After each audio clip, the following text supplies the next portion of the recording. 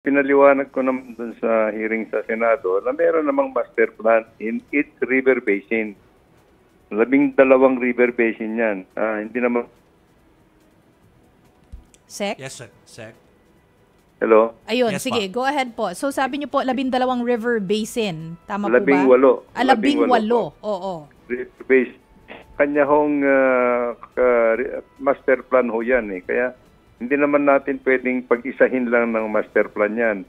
Kanya-kanya ho yung requirement sa bawat river basin. Pero meron hong master plan. Kaya lang, sa ngayon, karamihan ho yun sa master plan na nagawa na mga taon pa, ina-update po ngayon. Ina-update ngayon para magiging responsive at yung sa pangangailangan sa kasalukuyan, lalong-lalo na itong climate change. So, ina-update po ngayon. Master plan incorporates all the components na hindi lang yun sa engineering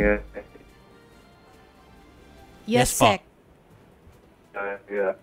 management, yung sa watershed management, saka marami pa yung mga social components na kailangan, yung mga land use plans, yung kailangan doon ho yun sa lahat ng, kasi yung sinasabi natin, yung engineering solution, isa lang sa mga components to address actually yung flood control.